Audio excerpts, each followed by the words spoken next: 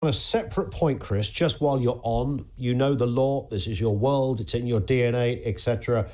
I'm not a lawyer. I'm looking at this Gray report. Well, in fact, I'm not looking at the Gray report. Nobody's looked at the Gray report, of course, because it's elusive. It's sort of disappeared as if it never existed. At some point next week, I'm expecting somebody to say, what Gray report? That was never a thing.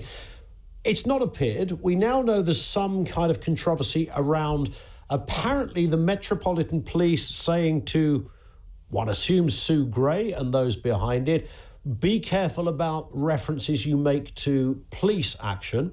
The last time I looked, any police action would not involve a criminal trial. There would be no jury there would be no sub judice issues. So what the hell is going on?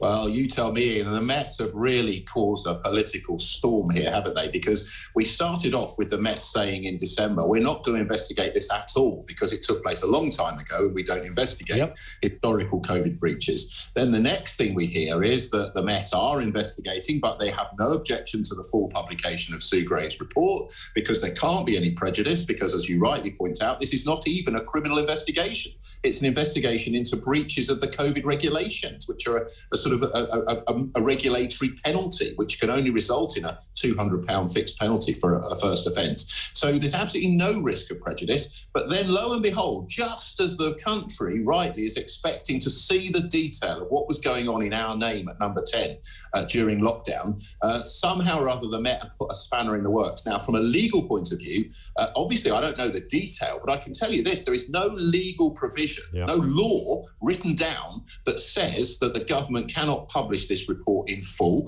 because there's no contempt of court issue. As you rightly point out, there can't be a jury trial. There can't even be a trial at all because, as I say, it's not a criminal offence. Indeed. And so it seems to me that the only thing the Met could be considering is if all the evidence is released, all the statements and reports of who Sue Gray has spoken to, there may be a concern that that will allow people who have yet to be interviewed to have a advance warning of everything that's being said and give them the chance, as it were, to make up their defence in advance. I mean, that's a risk that applies. But for me, the public interest in this issue, and I don't just mean we're interested in it, I mean the intrinsic public interest in knowing what our government are doing at the time that the Prime Minister is staring down the camera lens at all of us, telling us what to do and what not to do back in 2020 and 21. The public interest in transparency and openness is overwhelming. Let the whole report come out and let's judge for ourselves. Shades of grey in the Gray report, it seems. Chris Daw QC, thank you, sir.